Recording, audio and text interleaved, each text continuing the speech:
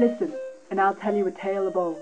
A tale of treachery, backstabbing, and immorality. Worse, even, than an episode of EastEnders.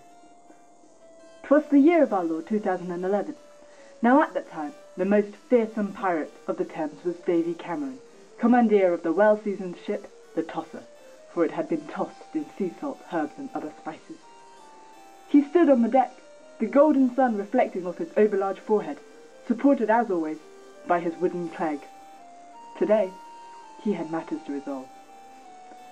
"Bring forth the prisoner," he commanded.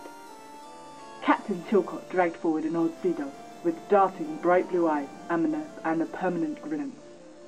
That's a sort of a cross between a grin and a grimace. Like that.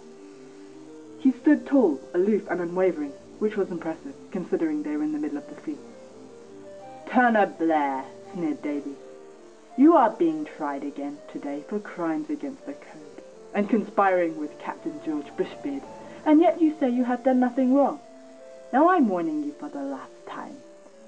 Give the letters which you wrote to each other, so we can see what you were really planning." "I could tell you what they were about," simpered Blair. "I just don't want you to read them. I'm not hiding anything, honest. You've just got to believe me. Anyway, I don't have them anymore. I threw them in the depths of the locker." "Is that true now?" said Davy. "It just so happens that we have it here. Bring forth the locker." This time, a small wooden box was produced. It was locked. "We couldn't open it, sir," said Chilcot. "The cabinet just won't release the letters." Davy tried himself, but to no avail, using his cutlass to stab the chest that held the heart of Turner Blair. Metaphorical heart, that is. I don't mean he actually cut out his heart and kept it in a chest. That would be both ridiculous and impossible. But suddenly, a rush of wind, blast of trumpets, and a flash of red. A ship named the Wiki sailed alongside them, and a lean figure swung from its rigging, sweeping Blair and Box into his arms, and returning to the deck of the Wiki in one swift in a banking crisis.